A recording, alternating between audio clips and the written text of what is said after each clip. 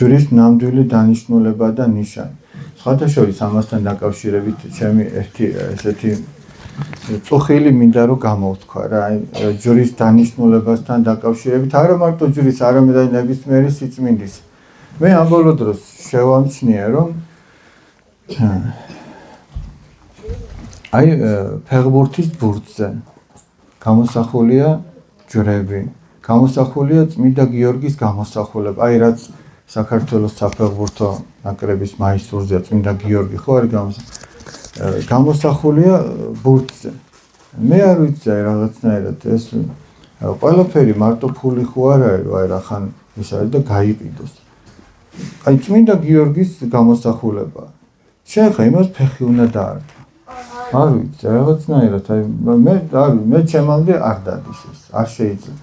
ეგ შეიძლება იყიდო ეგეთი ბურთი და როგორც სუვენირი საკოლექციოდ, მაგრამ იმას არ შეიძლება რომ ფეხი დაარტყა.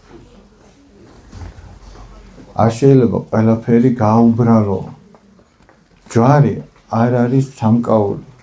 ჯვარი არის ადამიანის ხსნის ნიშანი. ადამიანი ამითი გამოიხსნა, ღმერთმა ესე არ არის, ჯვარცმით გამოიხსნა. ადამიანი გულზე რომ ატარებს ჯვარს, ეს მისი მფარველია. ადამიანი რომ პირჯვარს იწევს, ეს რაღაცა მექანიკური მოქმედება კი არ არის. ამითი ადამიანის სული და გული განიწმინდება. თუ რწმენით აკეთებს ამას, ეს ჯვარი იცავს. და თუ უბრალოდ ისე მექანიკურად ის ვერ დაიცავს. რწმენით უნდა აკეთოს. და ყველა ადამიანს თავისი ჯვარი აქვს, ეს ხორციელი გაგებით და ყველა ადამიანს თავისი სულიერი ჯვარიც აქვს.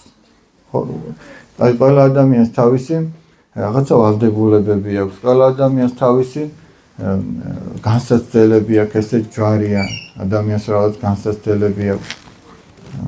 ყველა ადამიანს რაღაცა თავისი საკეთებელი აქვს ცხოვრებაში, ზოგს ასეთი სიმძიმის, ზოგს ისეთი, ესეც ჯვარია.